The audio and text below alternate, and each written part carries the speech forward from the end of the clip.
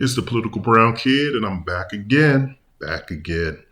I just made a video in regards to the sexual decline of the human race, and it's just to kind of summarize.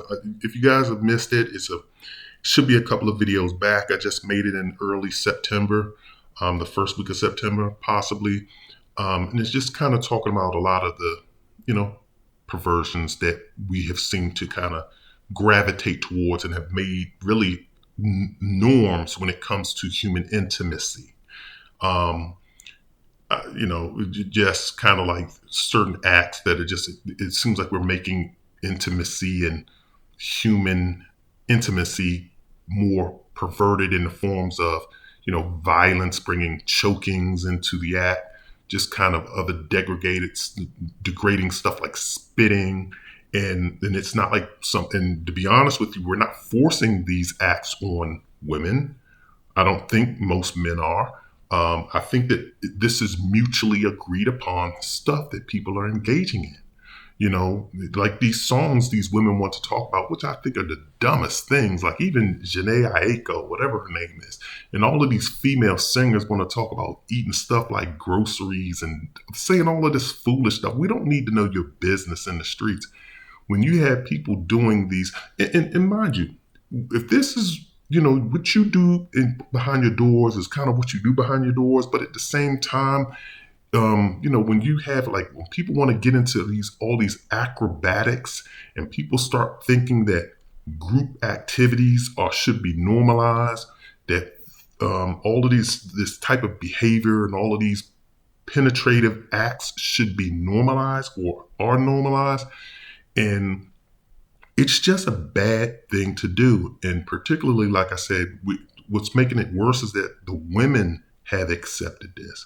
And like I said before, women, I kind of hold women to a higher degree in certain areas, in a lot of areas, than men. And that's because I think women have always been the more civilized individual. There's sometimes men have to do certain things, like sometimes you have to have an a-hole in society, because when another a-hole comes around, like, you need an army. It's not that everybody loves armies. It's just that if another country has one and tries to invade you, you're going to want that army around. You're going to want that a-hole around in your neighborhood when other people start acting up, because they're going to be the ones that's going to step up. It's not going to be the civilized people. But the women just kind of keep things grounded. They kind of balance out man's deficiencies, for our proclivities for violence and certain things. But now when you have women that, with these toys, and everybody has these different toys and everybody's immersing themselves in adult content, we have just gone down a path and opened up a door that I don't see us going back from. And so the reason why I'm revisiting this conversation is because of this. We have allowed as a society, we have allowed adult content, which is now more prevalent today. And well, since the internet, since the birth of the internet, adult content has been more accessible, easily accessible. It wasn't accessible back. Like I told you all in my video before, you could not access this stuff. Like, they were on huge VHS tapes, but a lot of y'all don't even go look up what a VHS tape is. It's like the tapes that you used to put in your boom box, except 50 times bigger. It was on huge VHS tapes, and you just had to sneak and find one if your parents had it in the house. And it just wasn't around. Like, really, you had magazines, and those magazines were on shelves in plastic, paper, like sealed in plastic paper, and they were behind the counter a lot of times. You couldn't get to them. But now today, kids with cell phones, everybody can get to this stuff. So this stuff is normalized, just like violence in our society has been normalized. And so the reason why I'm bringing this up too is because, like I said, we have allowed adult content to just kind of influence us in a bad way. Too much, like what did the girl say in the Karate Kid in Jaden Smith's version, Uji Wafan or whatever, too much of a good thing is a bad thing. Yeah, too much of a good thing, too much of this thing is a bad thing. To give you all a little bit of history of where I'm going, let me just kind of give you a little bit of history just to show you how the adult industry impacts our society. I mentioned VHS tapes. Again, if you don't know what a VHS tape is, look it up. But a VHS tape is probably, like I said, it's probably about the size of a man purse. Literally, it is about 8 inches long, about 5 inches deep, and about 2 inches thick. This thing is huge, and you had to have VHS players to play it. Well, back in the day, when the VHS tape came out, also what came out was the Betamax tape. So the Betamax tape was similar to the VHS tape, except it was a little bit smaller. It was probably about, I wouldn't say half the size, but maybe 2/3 of the size of a VHS tape.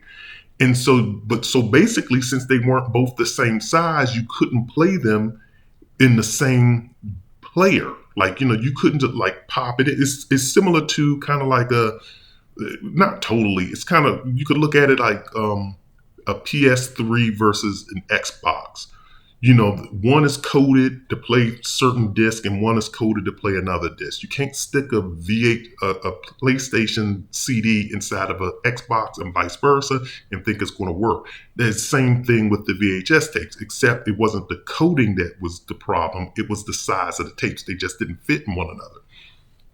So the big thing, I'm giving you guys a long story, but long story short is what this is, the long story long is this.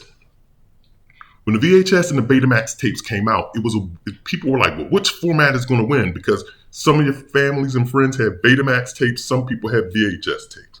So they were like, which format is going to win? Well, basically, you know who dictated who won the tape war, which format was going to survive? It was the adult content industry. The adult content industry adopted VHS tapes. So basically, it goes to show you the power of the adult industry, the adult content industry, or the adult media industry, because when the adult media industry adopted and said, we're going to make all of our movies and put most of them out, we can't make them for both formats. We're just going to make them for the VHS. The VHS tape is the tape that survived. Betamax did not last long. And that is a historical fact. Go look it up. Give you another example. A lot of people are familiar with Blu-ray. You're familiar with Blu-ray discs. They were like the high definition DVD, like when the CDs came out for movies or the DVDs came out, the next step up to make them more crisper and brighter were the Blu-rays. And so then you had the Blu-rays, you had one format called Blu-ray, and then you had another format that came out called high definition DVDs or HD DVDs. And once again, it was back to the wars of which format is going to prevail. Are the Blu-rays going to stick around, or are the HD DVDs going to stick around? Because a lot of people was like, I don't want to invest in buying Blu-rays and they go away. And a lot of people like, I don't want to invest in HD DVDs and they go away. So one of those formats had to survive. And so ultimately, you had some people or some writers, tech writers, when people write up articles and stuff, they speculated that the adult content industry will decide the fate of who survives and who doesn't. Now, I don't know if the adult content industry or the adult media industry decided in the Blu-ray versus HD DVD wars, but they definitely decided in the VHS versus Betamax wars. So I'm saying all that to say this is that when you look at society today, now you see the adult content industry or the adult media industry affecting everyday people. They're not just affecting these companies, they're affecting us on a mainstream level.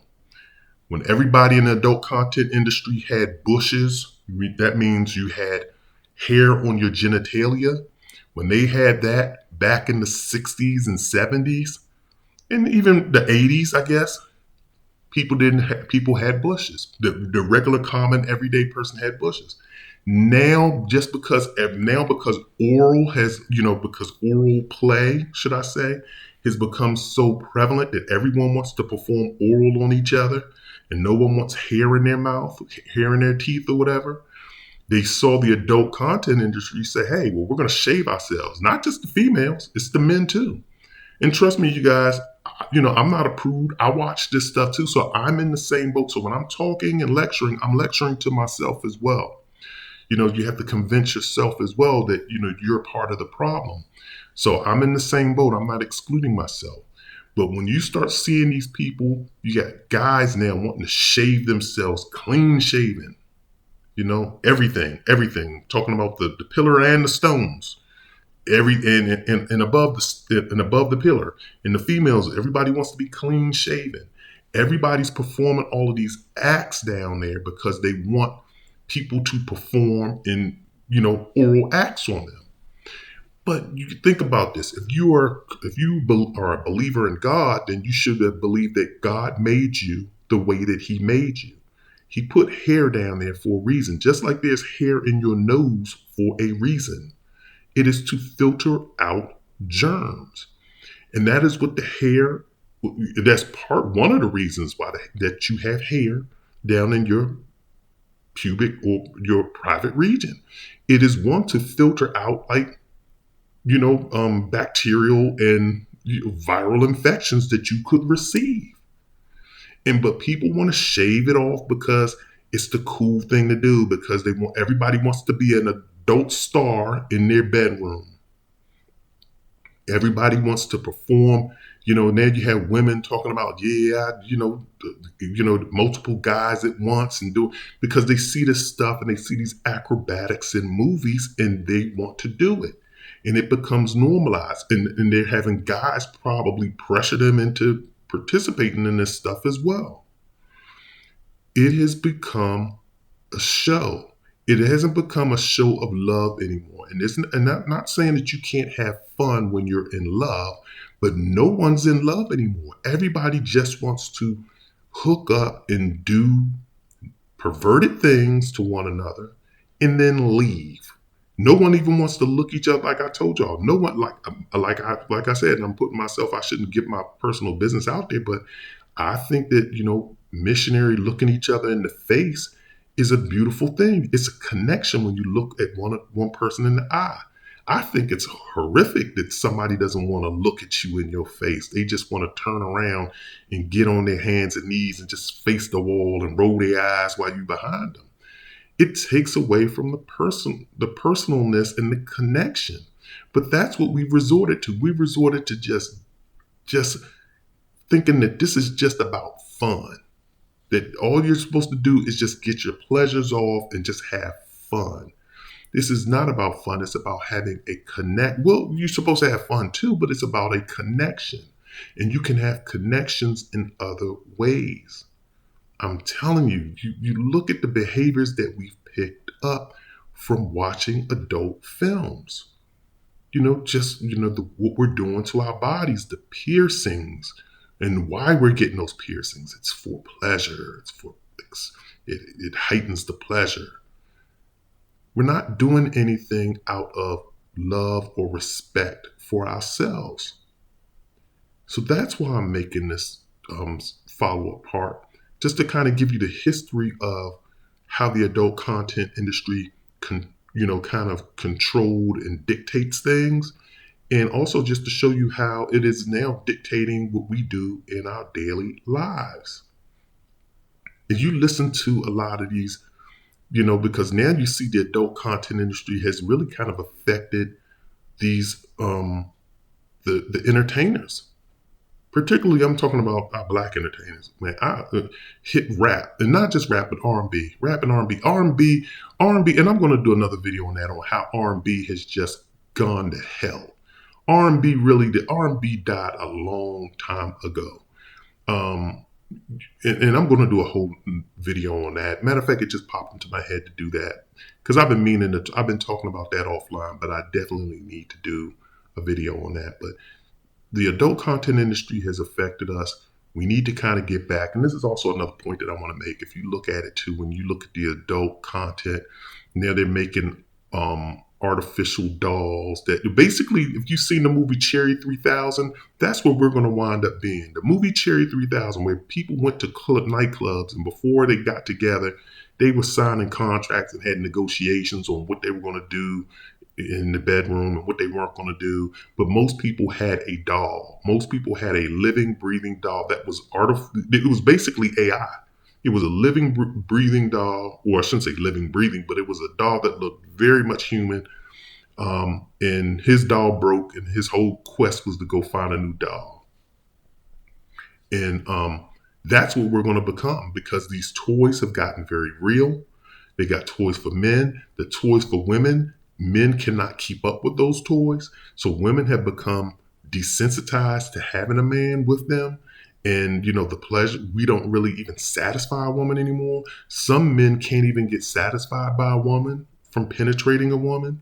They can't, stay hard, or they can't finish because they watch too much adult content. So I just wanted to make this video, just kind of bring awareness to this. Once again, this is the Political Brown Kid. If you have any comments, definitely leave them.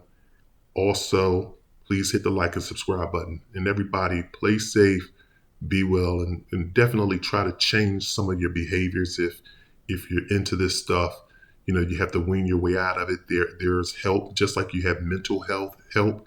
There's help that can help with these type of addictions and proclivities that you have.